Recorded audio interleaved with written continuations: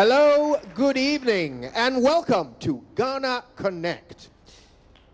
Now, all nations have limited resources. Ghana is no exception. Each year, we attempt to allocate those limited resources through the budget.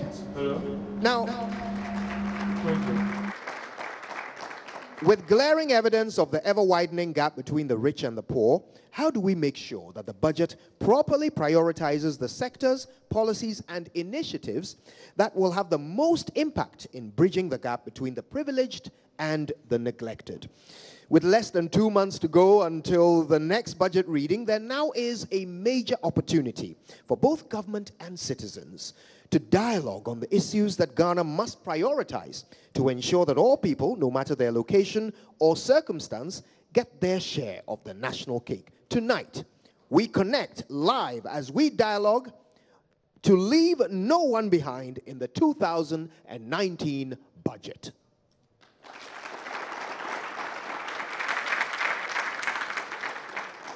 My name is Kojo Yankson. I'm your host on Joy 99.7 FM, your anchor on the Joy News channel, myjoyonline.com, as well as all of our social media platforms, and your moderator here at the Swiss Spirit Alisa Hotel in Accra.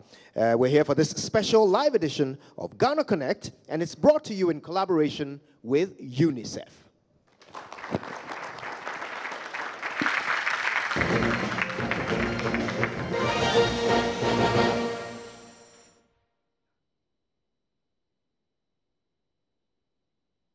Now, let me introduce our panel for tonight's discussion. We're very honored to have him with us.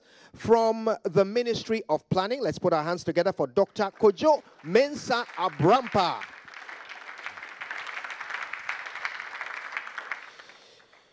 Joining us is Gender Minister Designate. She's connecting with us here tonight, Cynthia Morrison. A round of applause. We are expecting Mr. Franklin Kujo. He's the president of Imani Ghana.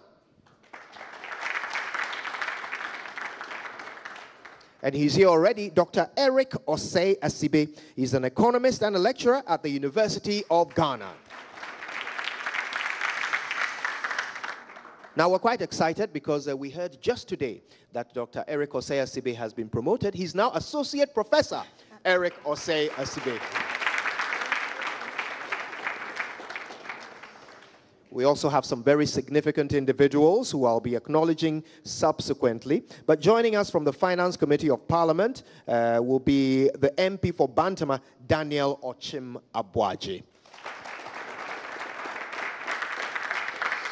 Now, wherever you are, do not forget to connect with us on Facebook. We are Joy 99.7 FM. We're also on the Joy News channel on Facebook. Our page is Joy News on TV. We're also on WhatsApp. We'll share the details with you later. But the hashtag that you need to remember for all communication on social media is Ghana Connect Live. And for tonight's special event,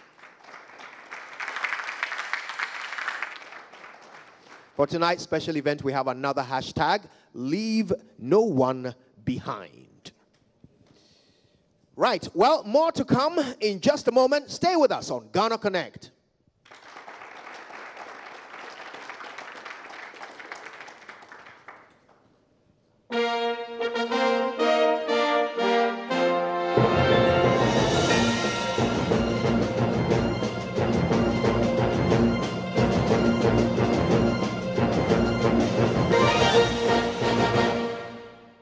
Right, well, let's get started.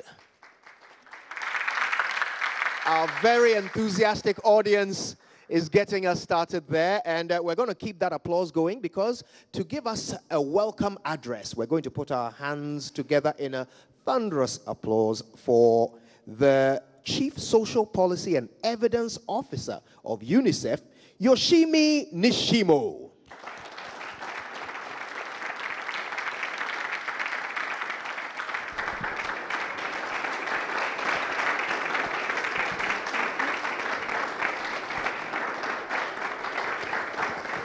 Thank you, Kojo.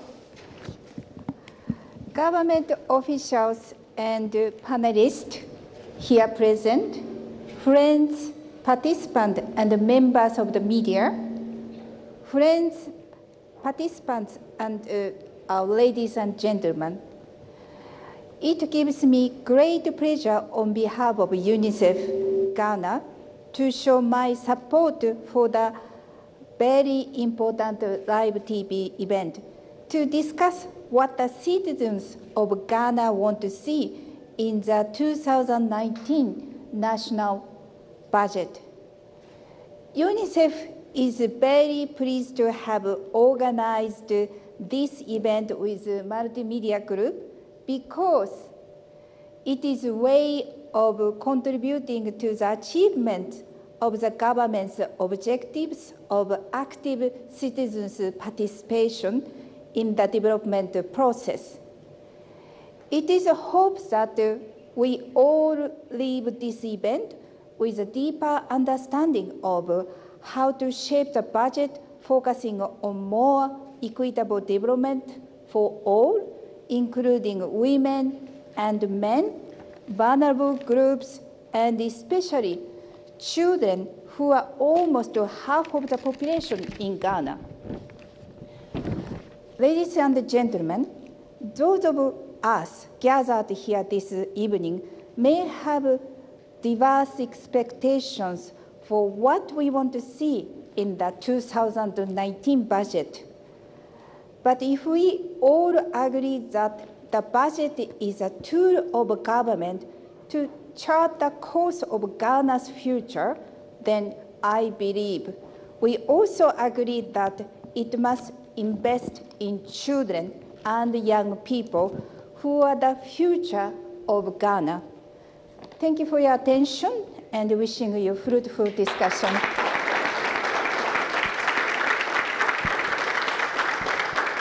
Thank you ever so much. That was Yoshimi Nishimo from UNICEF. Now, representing the Minister for Gender, Children and Social Protection, we're very honored to have with us Florence Eyisi-Quartey. She's the Acting Director for the Department of Children at the Ministry of Gender, Children and Social Protection.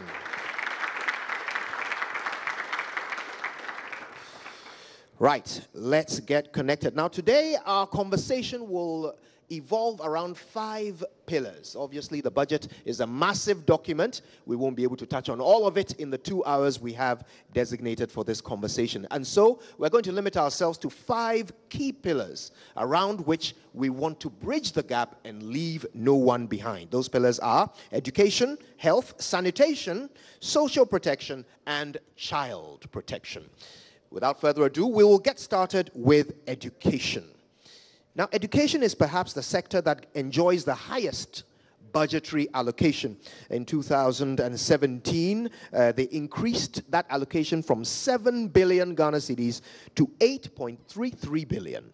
And then in 2018, it went even further up to 9.26 billion. But in spite of these increases, we tend to see that there are still some very serious challenges, especially with basic education. As we prepare those who will come and enjoy the new free SHS, we realize that alarmingly, a large number, a massive majority of basic school children cannot read or write by the time they are ready to move on to the next level. A lot more children are not even in school to begin with, which is a problem of itself, not to mention the schools under trees and all the other infrastructural difficulties that come with it. So let's get started. But before that, we have a special clip that we would like you to watch and hear. Here it is.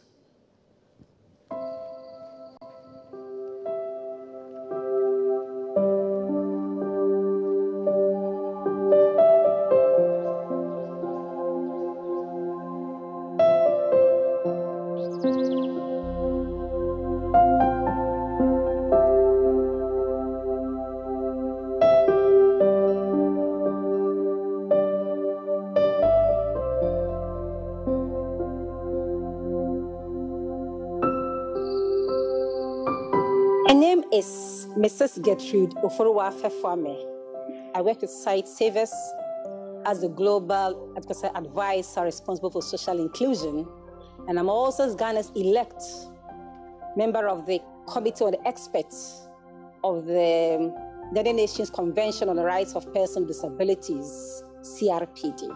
Inequality is a very critical issue for everybody.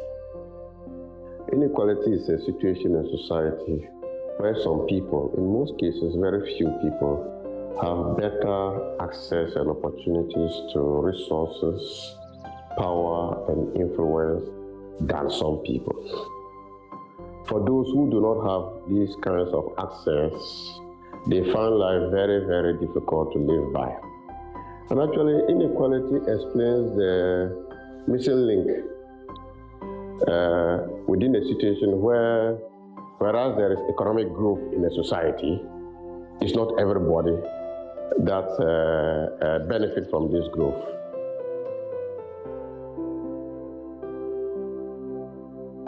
Efremi Benjamin Kwame Aji, Madi 25 years. Edranova, Muruka Nimoto Rollis Park, Nippon 6 o'clock, Semipon, Udabon, Tinaman 4 store, Tama Mebani, store running point, Uti Nobo Chins, about 9:30, and Sanama Babera, Ivera Swami Pekabo. The Pekabo de Papan and Sanamadasu. Gardening, Yoko show Mokola, the show Mokola. Sensuni Todie and Tanya Cardini. Baby Amidanisu. Yes, sleepers near Sika, say 2 amount for a year. Misu to a Yavi Anda. Bibi a yɛde ananya save obi ho aboa to me bi wuni niama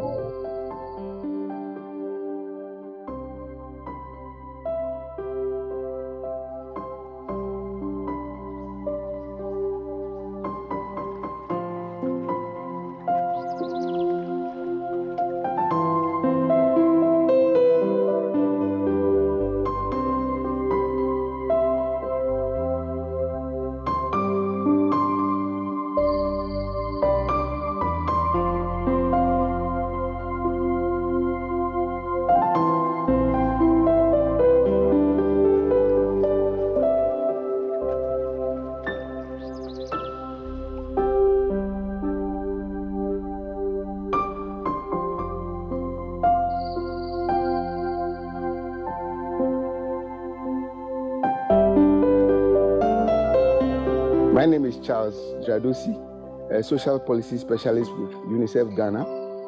We are talking about inequality. Inequality is one of the central reasons why the Sustainable Development Goals has been launched. And it talks about not leaving anyone behind. Why? Because right now, in all the growth, in all the developments across the world, where incomes are supposed to be growing, per capita and all that, a lot of children, a lot of women, a lot of citizens are being left out in terms of opportunities for health, education, basic housing.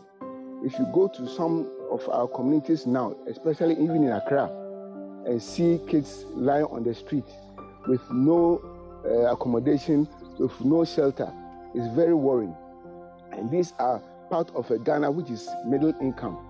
And we think that that is not good enough. A lot of people are not benefiting from that growth.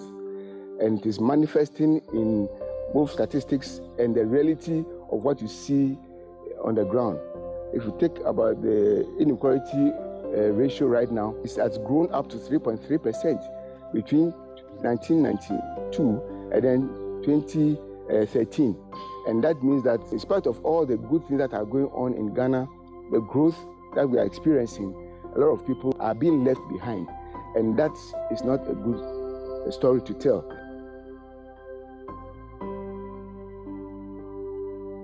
If of course, no see, Koru, if the Koru, minimum 8 months, we call hospital, ye bre, ye nyamoto, be tambi ye nam, ko tambi moto beba be fire waha, atimia, yoko dru papa sen, ye nya koranu, na ye bre insionu susu, na insuru be yiri, ye banmu ye on basku, de be du su ye nya ye be yam kikri wo dodo tamale ye be nanti asa na ye be ko yo mi ankasa mi ho nu mawu ntamienu ba kunu mankonya aka kakana mi kasa na mawu nti ba kunu aka mi sem yo bre ye bre nu ekoru hanu ye nya hui ye ni hui sese anu ye ni mi kunu no ye ni oni sika be ma ye ne nko doctor nti ye bre ni nyim bisu 7 months ni ko hospital etimi ko papasi etimi ko dan sen sika ufa moto hai adu papasi a ina out tete Ghana ye ni nwanti na ya ka ki ebia ebe from moto ki apupesu o man ba sta na ebe nanti sa akonu ye ko na ye nanti akotimi ya ye be wa akona so yenya ni ma wu mpremienu atamienu ba kwa kam enye nyame aduma ni kasa makom bi wa ha na awonu kami na mi nanti sa akodupesu no atimimi na mako nya moto bi ho ma fam ya konu first day nu manya mienu so na ma anya ye obediba reha konu ewa sika bebre nwanti ne yantimi anko menyum busum 7 months ni mentimi anko ye bre sa mami no wo ye nche no oboae sese anu on stimi nya hondi enu ti na ye su ye bre sa mi sorry hasisa e ko dro hon 11.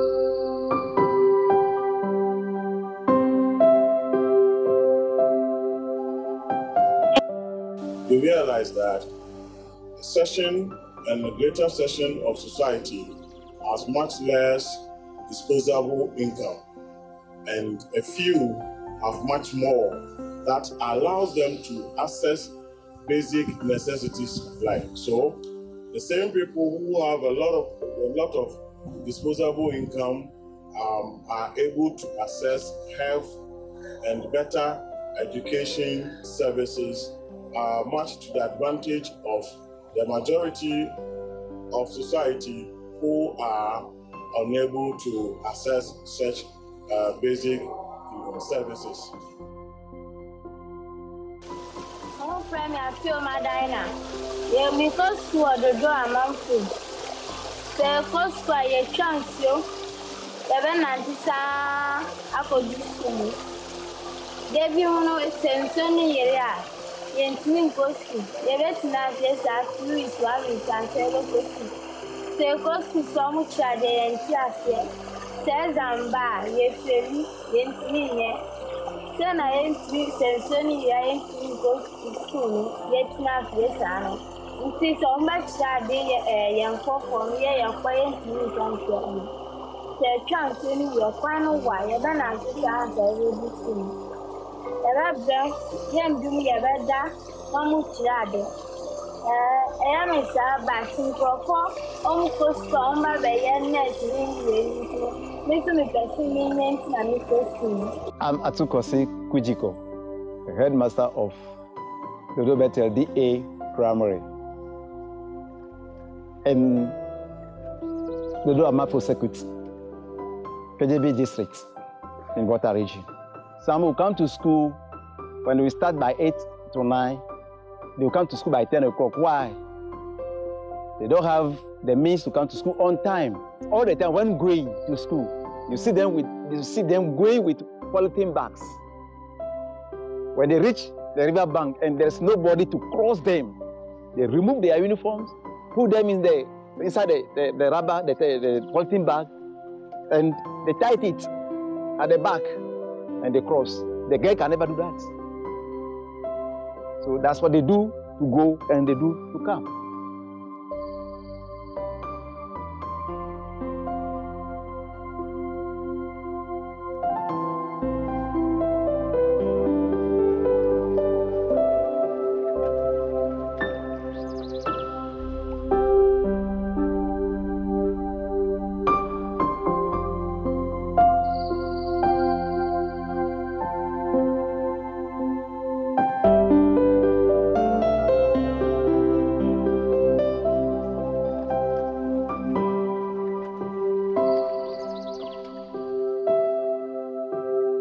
when it rains heavily, you will not at all cross. Even those on the river who help people to cross cannot at all help.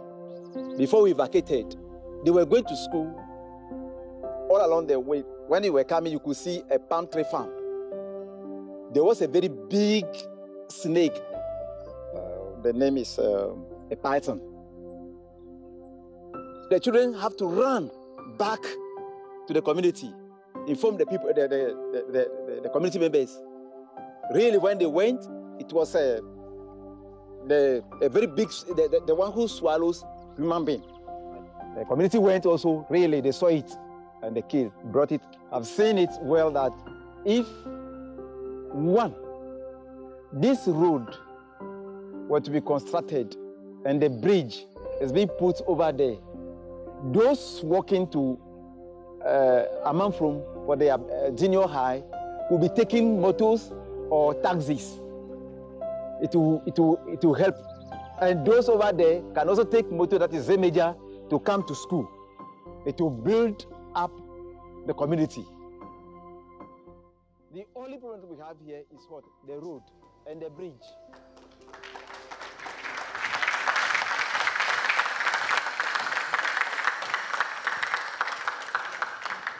And that was a short but very powerful clip on inequality. You saw how some parts of the country literally have none of the amenities that some urban areas take for granted. Yet, every single village that you saw in that clip had a ballot box during the elections. So today, let's talk about how to bridge that gap and leave no one behind in the 2019 budget. We're very grateful that they're able to join us. Franklin Kujo is the president of Imani, Ghana.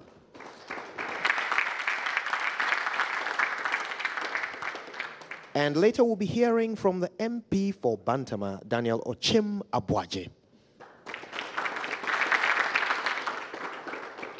We're particularly glad that Mr. Ochim Abuaje is here because he is on the Finance Committee of Parliament. So in essence, he represents us all in the legislature when it comes to deciding which aspects of the budget to approve and which ones not to. So like I indicated, we're going to start with education. I want to get my panel involved immediately. Now the statistics are alarming. The biggest allocation of the budget in 2016 was to education, over 7 billion Ghana cedis. That increased by about $1 billion to 8.3 billion in the following year. And in the last budget, 2018, it increased again to 9.2 billion Ghana cedis. Yet after spending all that money, 90% of those who graduate from basic school cannot read.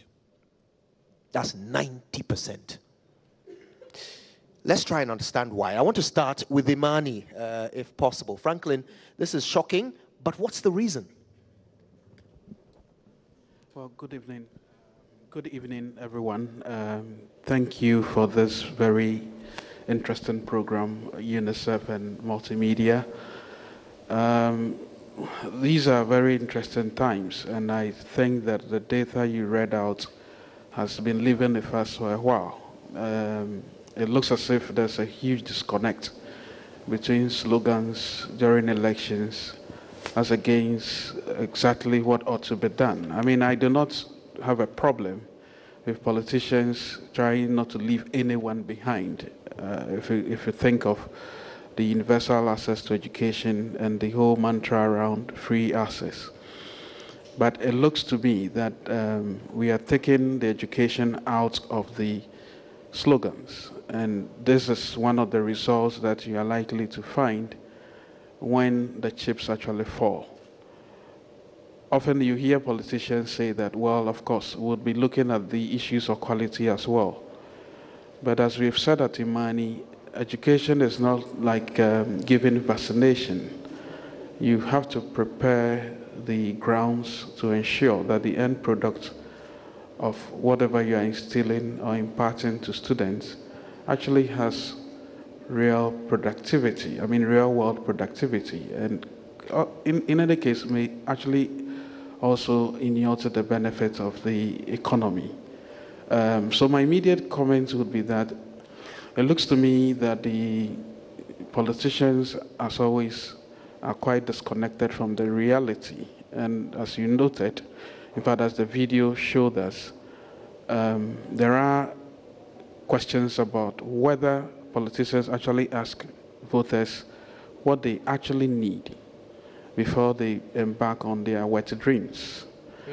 It's an interesting point you make, whether there is, as they say, input from the people when the budget is being put together. To illustrate that, let me mention that we invited the Ministry of Finance to participate in this event. They declined. They declined. They did not wish to be here. From the Finance Ministry? Oh, well, we're told that somebody made it. That's wonderful.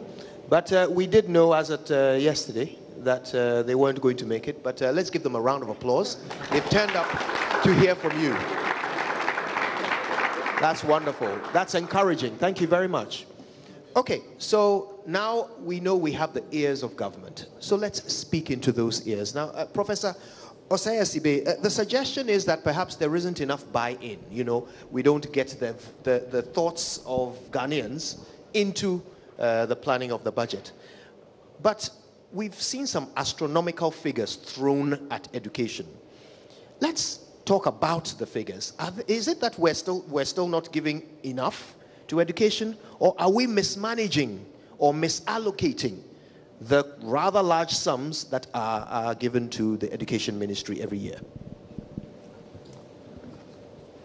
Thank you. Thank you very much. And let me also add my voice to Franklin to congratulate you for putting together this wonderful program, Multimedia and UNICEF. I think it's a very good program, particularly as it's centered on the inequalities. As you all know, inequalities. As you all know, inequalities is the heart of the SDG, the Sustainable Development Goals, that actually is championing that we shouldn't leave anyone behind, because the truth is that it is in our own collective interest that we ensure that no one is left behind because of the misery and then the social upheavals that inequality often tend to result. And we have also seen that where the gap between the poor and the rich widens, it actually derails development, and even the potency of your growth, in reducing poverty, is significantly reduced. And so I think it's very much in order that we are talking about inequalities. And then also with the budget, as we are here, as inequalities widening, as the Ghana Statistical Service recently put out that although we have done quite well in terms of reducing poverty, you see that two key things are happening, that the rate at which poverty is reducing has slowed considerably, and that should be a source of concern to everybody, because we have done so well from 1990s up to 2013, where we nearly halved our poverty. We were one of the first countries in sub-Saharan Africa to achieve the Sustainable Development, the MDG Goals 1, which was quite remarkable. But it appears, despite the fact that our growth, we have average growth of about 6.8% over the years, the growth has not been fairly distributed across space, across time, across gender, across almost all the dimensions. So it's something that is good that we are talking about it, to making sure that going forward, particularly in 2019 budget, we make it more inclusive in a way that continually we'll be able to bridge the gap between the poor and the rich, so that we can attain the Millennium Sustainable Development Goal 10, which seeks to reduce inequality in all its dimensions. So with that, and one of the key factors that you can use to reduce inequality is actually education. Because without broad-based education, you are unlikely to get the people to participate in the growth process of the country. Your labor force will not be equipped with the necessary skills to participate. And so if you're not achieving equity in terms of education provision, then you're really not winning the war against inequality. So I think that much more has to be done, in particular with access. The new government is doing quite well in terms of affordability of education at the primary and at the basic level. And so we don't seem to have problem in terms of affordability. But there are still teething problems when it comes to fiscal access to education, as we heard the tape being played, that people have to walk long distances before they can go to school. There are still issues with quality. It is not just about providing fiscal access. It's not just about making education affordable. You must also make sure that the quality is good. I mean, people are able to go to school and complete successfully. And that will require a huge budgetary allocation, to particularly training teachers at the very basic level. And is 9.23 billion, yes, 9.26 billion not enough? Well, I think we shouldn't paint a picture that we have not done well. I think if you compare it to the previous years, I think significantly we have done quite well in terms of allocating resources to education. In fact, it's the leading expenditure, source for government as we speak now in terms of budgetary allocation to the social sectors. And so we have done quite well, but I think more needs to be done. And we need to look at targeting. I think the issue really, we have been looking at more universal, blind, geographically blind kind of social allocation of these budgetary funds without actually going down to those who actually need such money. You look at the new indicator that was released, the poverty resource. You could clearly see that in the northern part of the country, about 67% of the population are poor, which is scary. If you come down here in Accra, we're just about 2%, and we are in the same Ghana, but in the northern region, in the upper east or upper west, it's about 67. And the three northern regions actually contribute about 40% of our poverty in Ghana today. And therefore, there appears to be wide gap, which then means that we need to do more with targeting other than having the universal, social protection measures. Targeting will then gradually bridge the gap. And so the funding is not just about allocating, but let's make sure that we identify people who need it the most. And, Prof, it's interesting that you say that. And I guess the next question then would be, this current government seeks to target through the development planning units, so the Northern Belt Development, and Middle and Coastal and so forth. Now, that is not specific to any particular sector. It's just general development. Right. Should they be targeting with education as well? Precisely, because the bottom line, like I said, is education. If you can get the base very well educated, you are almost winning the war against poverty and inequality. And so if we are serious about reducing poverty and removing or closing the inequality gap, we have to make sure that enough allocation go to education. And even with the special development agencies that have been created, I do not think the allocation should be uniformly distributed. Given the fact that inequality and poverty is now very much skewed, the middle belt and the southern belt and the northern belt, I think that the allocation should be based on the levels of poverty and inequalities. An important point, and we'll expand on that a bit later. But I want to come to the Ministry of Planning, represented here today by Doc, and we're very happy that you're able to join us. Dr. Kojo Mensah Abrampa is, I believe, a Chief Director at the Ministry? Technical Advisor at the Ministry. So tell us, we've seen this video, but it's not the first time. We've seen examples of massive inequality across the country. I'll bet my audience has seen that video of a woman who had to be carried across a a river, and then a motorbike was carried across the river as well, just to get her to a hospital because there was none in her area. In education, you have similar examples, schools under trees all over the place. What input exactly does the planning ministry have into budgeting? And how much of these things do you take into account in your planning?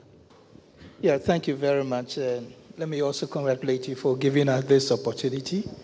We've always been yearning for that, and now we have the chance to do it thanks to UNICEF and Joy FM. So we're very grateful.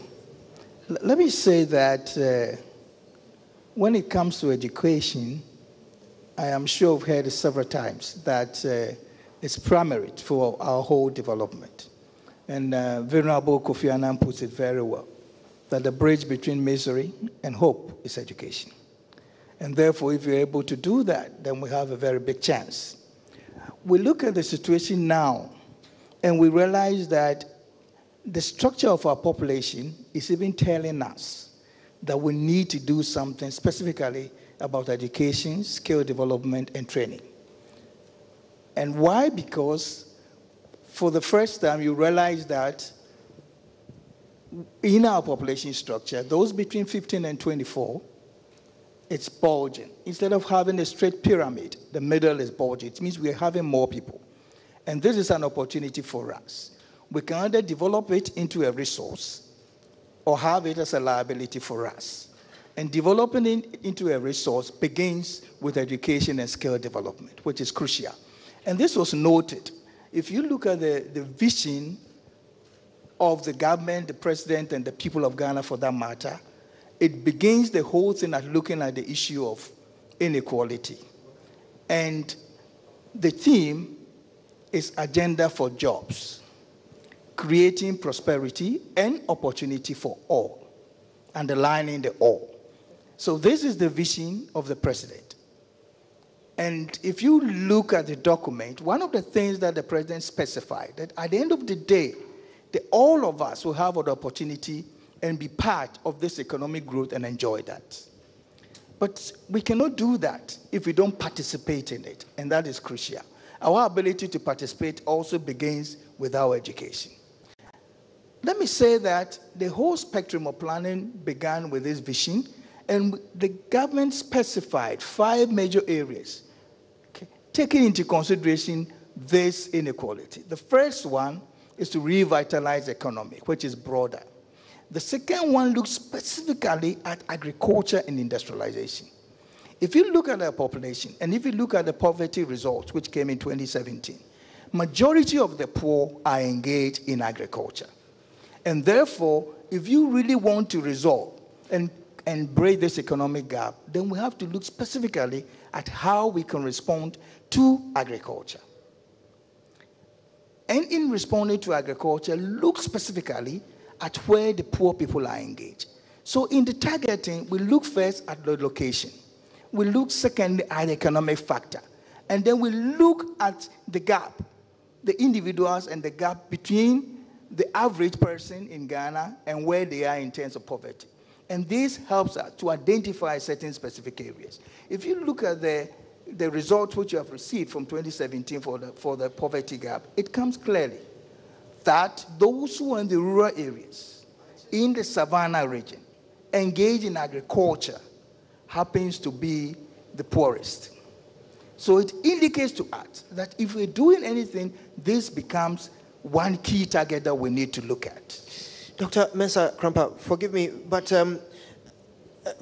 I was hoping that you could educate us on what the planning ministry has advised the finance ministry to do about education in the 2019 budget to ensure that what we saw, the horrific things we saw in that video, are curtailed or at the very least reduced. How have we planned for 2019 regarding education and leaving no one behind? Yes, this is very important. In looking at education, we have 3 major areas: the infrastructure, the system, the teaching aid, and the teachers. These are very, very important. In terms of the infrastructure and the location, it takes quite a longer time within the period to do that. Specifically now, what do? Getting the people into the school. That becomes a big drive. providing the teaching aids is crucial because that immediately affects the quality. Can I just ask you to straighten your microphone so we can hear your voice? Sorry, the quality of teaching. And therefore, if you look at the medium-term plan and the medium-term framework and the specific targets which relate to Ministry of Education, all these areas have been targeted in terms of the provision of teaching aids, in terms of providing the needed teachers. And you've heard recently the recruitment of a number of teachers. This is also something which reflects in the budget. And all the figures and the targets have been provided in their specific sector plan. So that area is something that is being attended to, teaching aids and the teachers, which can be done immediately.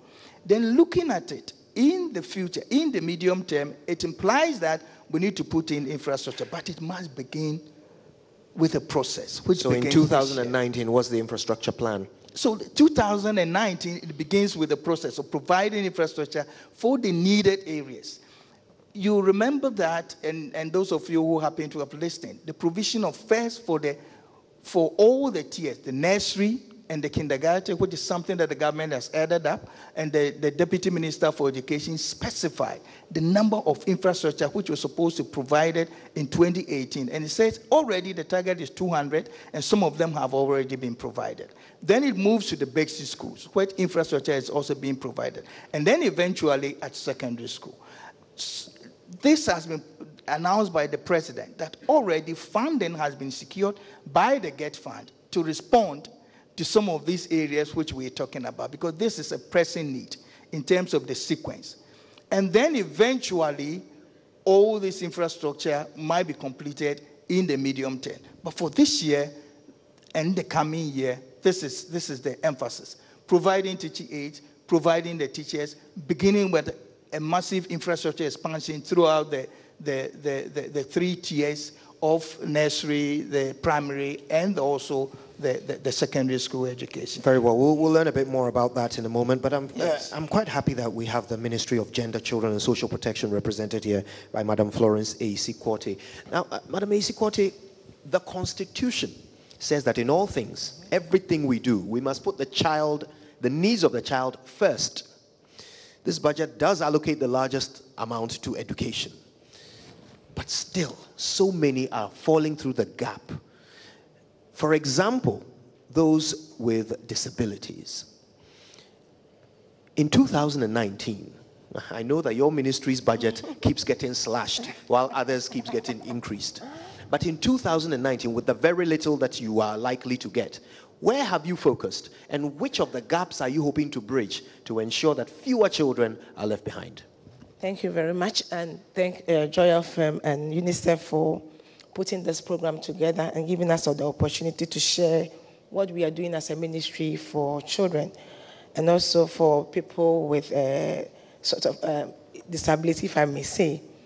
For us as a ministry, the focus for this year and next year has been how to ensure that Ministry of Education really does implement its inclusive education policy for all, because all children, if they are supposed to have access to the facilities that the government put up to ensure that children, also every child, go to school. For example, our monitoring of especially the day schools that were put up were not disability friendly. And we also written to them on that also. But for next year, we want to ensure that education itself implement the accessibility standard that the ministry... Did they respond to the letter you wrote to them? They said that they will really ensure that they do it. And did they give you a timeline? The timeline, because there's a lot, they have given us a timetable that we are following with them. So in 2019, how many schools are going to be made disability friendly? For 2019, all schools that are going to start should be, because that's the accessibility standard has come into place, it's been passed, so they are all supposed to be. So all the new drawings are supposed to be disability friendly before even they put it up. So this one is supposed to work on the old ones that have been constructed already. So this is where our focus is being for education also. And then also a critical area is also a look at the special schools. Most of the time, these special schools are under Department of Social Welfare, that's under our ministry, that's a little underfunded. And so there's been a lot of talk with special education to ensure that education takes the issue of inclusion seriously. Because it's also written to education about the need to ensure that planning for inclusion is mainstreamed. It shouldn't be like when we finish, we just give special education a little budget and say, go and do inclusive education. It should be part of the planning from the beginning. Now, from the beginning, that even when, as you're employing new teachers, as you are building, as you are expanding schools to various communities, you remember that there are children with disability who are supposed to get access to school and also get access to opportunities of government. Allow me to ask you this. Am I right to assume that after a while, your ministry, perhaps you get a bit jaded? Because look, even the children with ability are not getting enough allocated to them. 90% of children at basic school can't read by the time they are leaving basic school. So do you sometimes feel as if, you know what, as for those with disability, we are not going to get to them today? Do you sometimes approach the work with that attitude? No, we don't, because children are children. They are supposed to be treated the same way. That's what the Constitution says.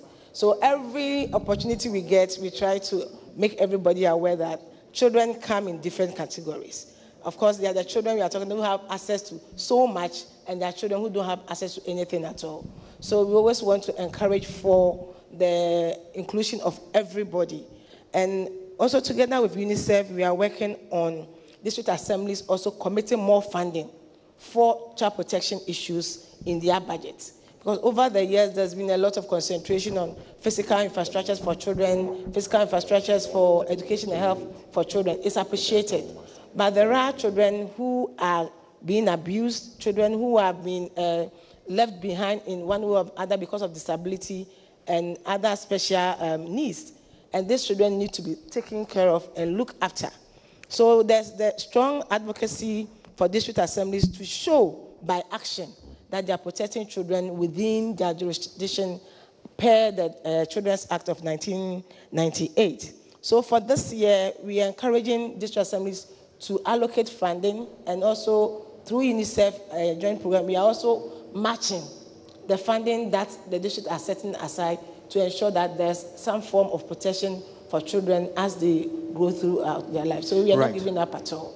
Okay, now let me just say this. This is Ghana Connect. It's not a symposium, so don't feel too restricted. If you hear something you agree with, put your hands together.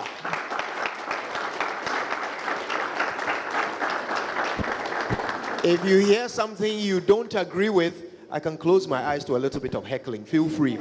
And of course, to our panelists, please, let's make it a conversation. Don't wait your turn. If you want to chip in, add to something, feel free to do so. I will moderate where necessary, but I do want to hear from all of you. Now, Franklin, I noticed that at various points during the submissions we've heard so far, you kind of had your head in your hand.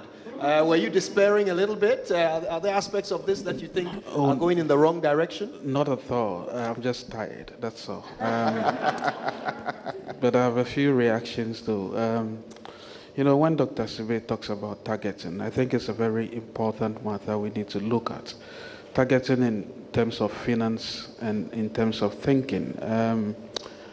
When I say thinking, especially in relation to education, my point is, well, you have real needs as a country. You want to build the industrial base of a country. But your emphasis on education, universal education, is on grammar education.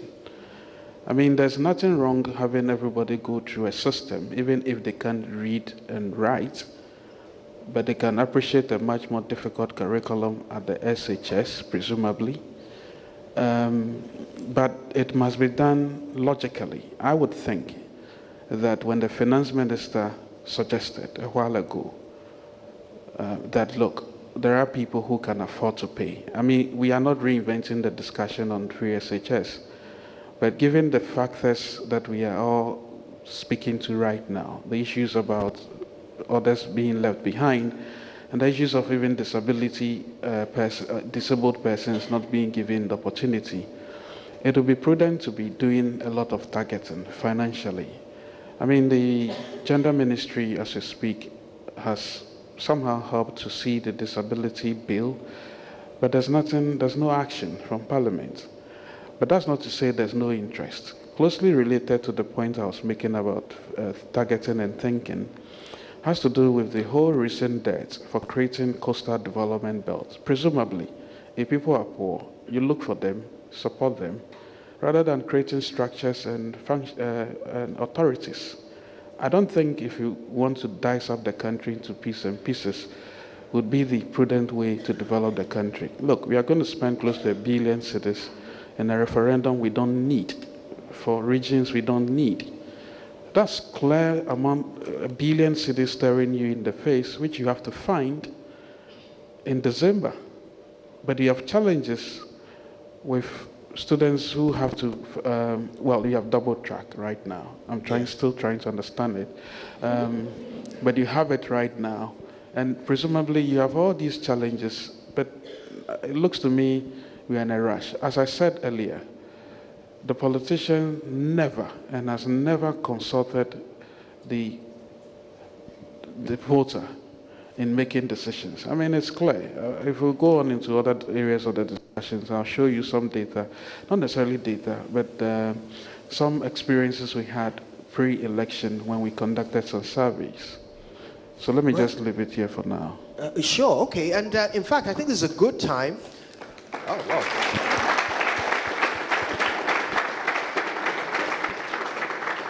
Clearly, your fans are not tired. It's a good time to hear from our audience, our live audience here. We're trying to wrap our heads around some of these large numbers, these huge figures. 9.2 billion allocated to education. I want to hear what you think. Do you think the amounts are enough? Do you think they are enough but just not well allocated or distributed? Or do you think perhaps we should be adding even more? Put your hand up if you'd like us to hear you, and we'll bring a microphone round. There's a gentleman in the back. We'll start from there. Tell us your name very quickly. Now, we will not hand the microphone to you. Somebody will hold on to the microphone while you speak, because you have only 30 seconds, after which the gentleman will simply walk away while you are speaking. So please be succinct, get to the point. Let's hear your name and where you're from, and then your question very quickly in 30 seconds. Starting with you, sir. Thank you very much. I'm Kwame Mensah Dakun from Ministry of Planning. The figure that you just mentioned, that is the 9 billion. Have we actually looked at the figure in terms of how much or what percentage is going to maybe to salary?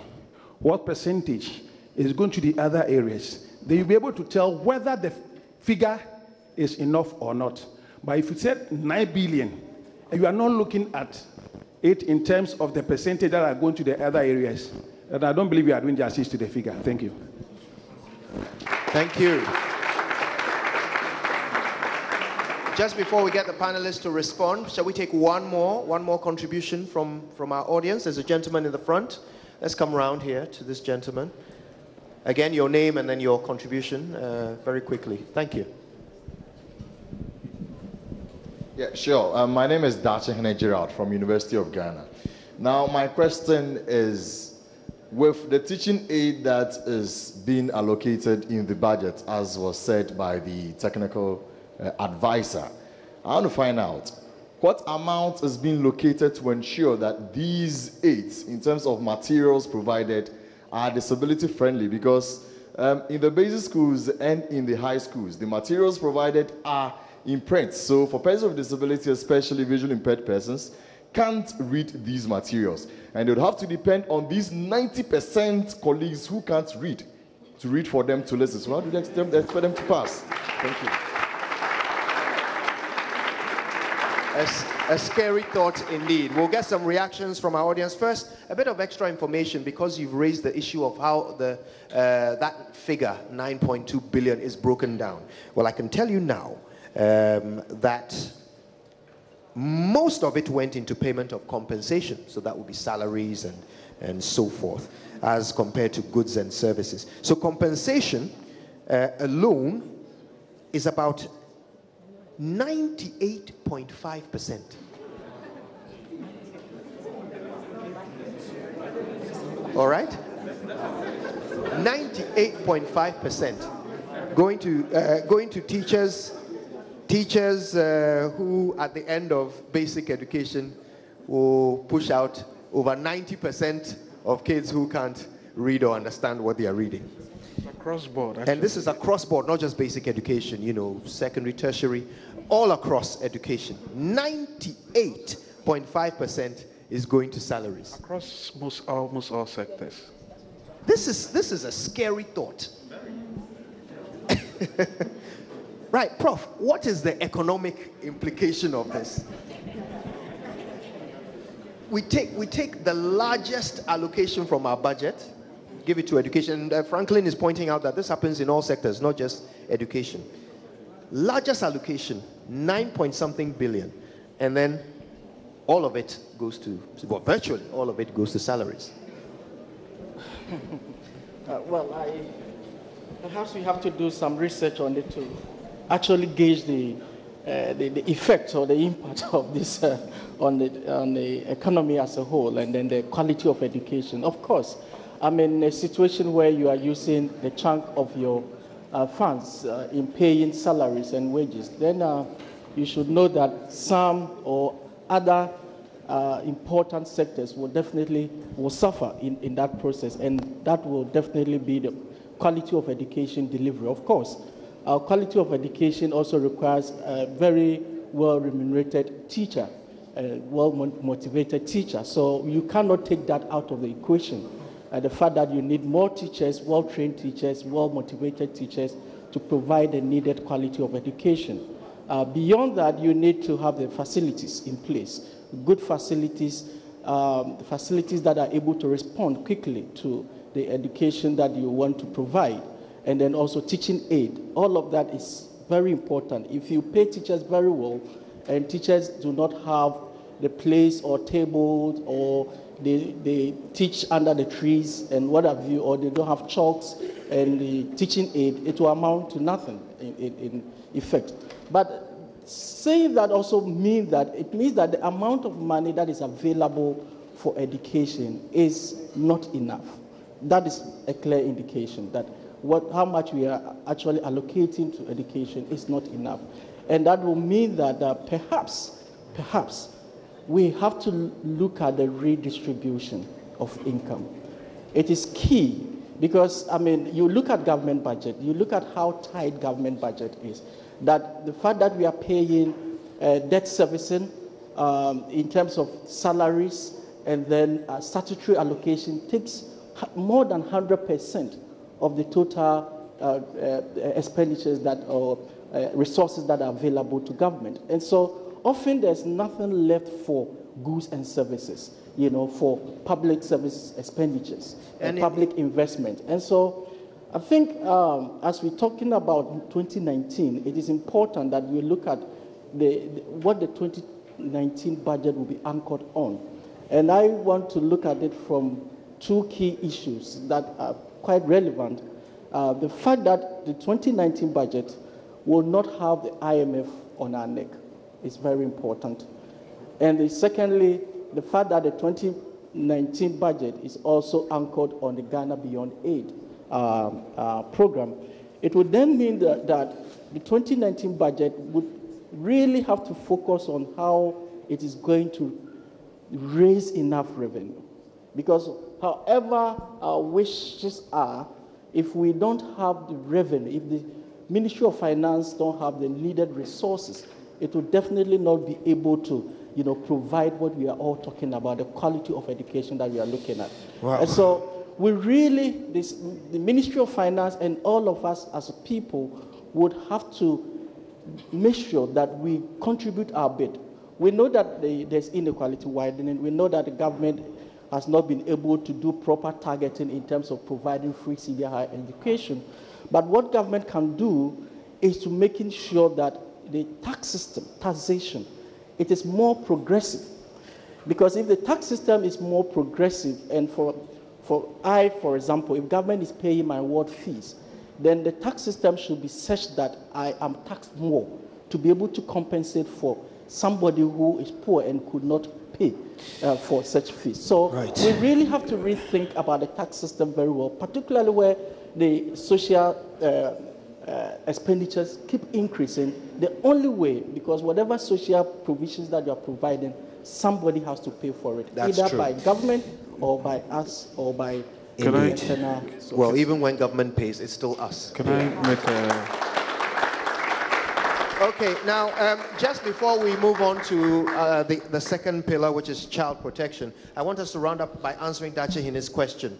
And of course, he is, I recognize the gentleman, he's a visually impaired student, so he speaks from experience when he asks what exactly is being done to ensure that even at that level, something as basic, as rudimentary as reading materials, that they are considered in the budget for those. I think it boils on the issue of what I was talking about earlier about the mainstreaming of disability in education's budget. And it also comes back to doctors' suggestion about the targeted budget allocation. You know, most of the time what has been happening is that Ministry of Finance release the bulk figures to the ministry, and then they start dividing it among the various implementing agencies. And I think it should be in a way that there should be some key allocation lines that Ministry of Finance should be looking at for maybe within the education budgets, special allocations for inclusion education, so that there is a clear line, is a percentage of the budget released for the ministry that everybody can see and track. Because if it's left for, because you know it, the money is not even enough already. So if it's now that we are now going to prioritize on the education side, of course the facilities are going to eat all the money. And yes, we want to provide this, and the probability that the able-bodied person sitting behind buying the textbooks will forget about bill is high. So there's a need to really ensure that their disability and accessibility materials for children and people with disability are budgeted for, and there's a clear line for it, so that everybody can track it and ensure that that money is released for that purpose. Right, and of course, Doc, you can... Yes, thank you very much. I think specifically on the disability material, this is something which has really been considered by the government.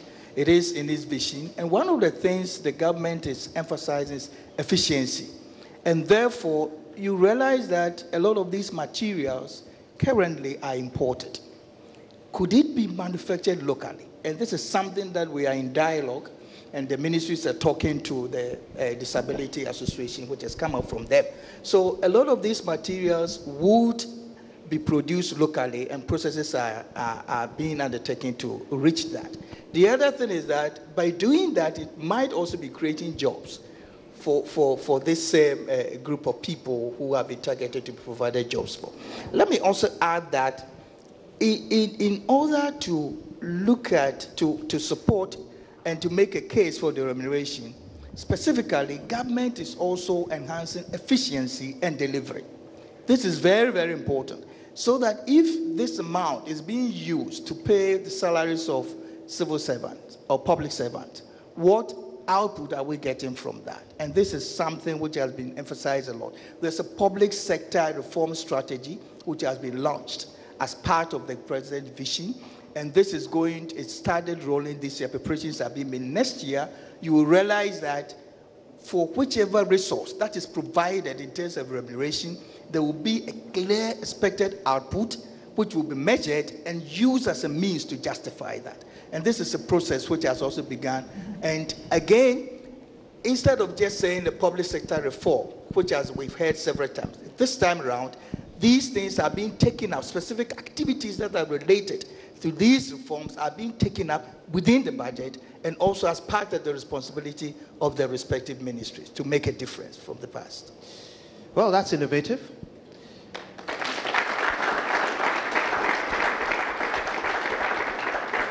All right then, so who wants to know what's being said on social media about our live event right now? Of course, don't forget, we're live on the Joy News channel and on Joy 99.7 FM. This is Ghana Connect. We're also live on social media on Facebook as well as on myjoyonline.com. Lots of comments coming through. Let's hear them right after this.